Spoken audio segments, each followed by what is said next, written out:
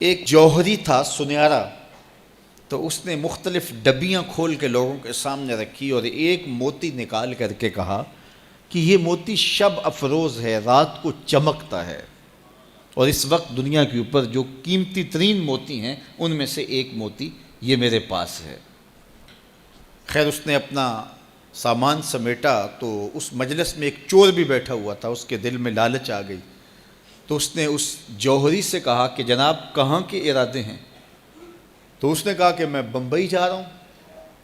اس نے کہا واہ واہ کیا اچھا ہوا، میں بھی تو بمبئی جا رہا ہوں، تو چلو اکٹھا سفر ہوگا۔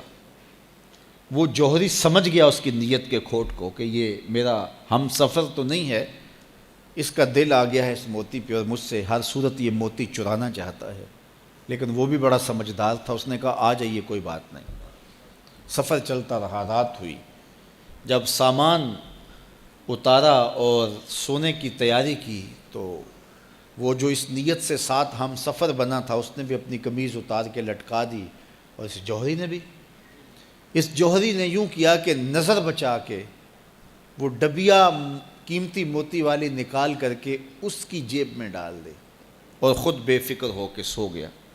جب یہ خراٹے لینے لگا تو چور اٹھا، اس کا سامان ٹٹولا، اس کی جیبیں دیکھیں، سارا دیکھتا رہا۔ خیر دن چڑھ گیا، جوہری اٹھا، اس نے نظر بچا کر کے اس کی جیب میں ہاتھ ڈال کر کے وہ موتی اپنی جیب میں ڈال لیا۔ صبح جب ناشتے پہ بیٹھے تو اس چور نے باتوں ہی باتوں میں بات کی، وہ آپ کے موتی کی چمک شمک نظر نہیں آئی رات کو؟ تو وہ ہنس کے کہنے لگا نہیں میرے پاس ہی تو تھا، وہ جیب سے نکال کے سامنے رکھ دیا۔ دل ہی دل میں بڑا حیرت زدہ ہوا، میں نے تو سارا ٹٹولا، یہ اگر کہیں تھا تو مجھے کیوں نہیں ملا؟ چلو آج صحیح۔ اگلا دن آیا تو پھر اس نے قمیض اتار کے رکھی اور اس نے نظر بچا کے اس کی قمیض میں وہ موتی ڈال دیا اور خود بے فکر ہو کے سو گیا۔ یہ ساری رات اس کے سامان میں، اس کے لباس میں تلاش کرتا رہا اور وہ مزے سے سویا رہا۔ صبح اٹھا اور نظر بچا کے اپنی جیب میں ڈال لیا۔ ناشتے پہ پھر بات کی کہ وہ آج بھی کوئی چمک شمک دکھائی نہیں دی۔ اس نے کہا میرے پاس ہی تھا، جیب میں ہاتھ ڈالا اور سامنے رکھ دیا۔ بڑا حیرت زدہ ہوا، دل ہی دل میں سوچا چلو کل صحیح۔ اس نے پھر ایسے کیا اور یہ ساری رات اس کا سامان ٹٹولتا رہا پوری تفصیل کے ساتھ۔ خیر جب صبح ہوئی تو اس نے پھر نظر بچا کے اپنی جیب میں وہ موتی رکھ لیا تھا، تو اس نے پوچھا وہ رات والا موتی آپ کا نظر نہیں آیا جس کو آپ کہتے تھے چمکتا ہے؟ کہا وہ ڈبیا میں رکھا ہے اس لیے چمک دکھائی نہیں دی، تھا تو میرے پاس ہی، اور جیب میں ہاتھ ڈالا اور سامنے رکھ دیا۔ یہ سر پکڑ کے بیٹھ گیا، میں روز اس کی جیب ٹٹولتا ہوں، سامان بھی دیکھتا ہوں، یہ رکھتا کہاں ہے؟ میں نے تو کوئی جگہ نہیں چھوڑی۔ اس نے کہا سچ بتاؤں میں تیرا ہم سفر نہیں تھا، میں چور تھا، میں تم کو بتا رہا ہوں۔ اب آپ میرے بھی استاد نکلے، مجھے اتنا بتاؤ کہ یہ موتی آپ رکھتے کہاں تھے؟ میں ساری رات ٹٹولتا رہا اور 3 دن ہو گئے مجھے، میں نے کوئی گوشہ نہیں چھوڑا، آپ کا سامان کھول کھول کے دیکھا ہے، آپ کا لباس الٹ پلٹ کے دیکھا، لیکن مجھے ملا ہی نہیں، یہ رکھتے کہاں تھے؟ مجھے یہ تو بتاؤ۔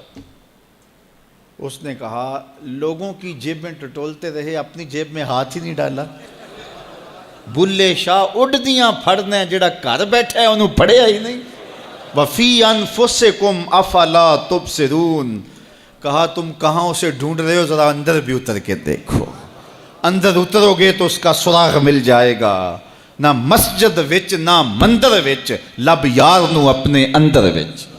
جب اپنے اندر اترو گے تو پھر سراغ زندگی نصیب ہو جائے گا، عرفان ذات ہوگا تو پھر عرفان الہی نصیب ہوگا۔ لیکن ہم دائیں بائیں ڈھونڈنے نکلے لیکن اپنے اندر اتر کے نہ دیکھا، تو سراغ زندگی ملتا ہی تب ہے جب اس کی چوکھٹ پہ جھکنا بندہ سیکھ جاتا۔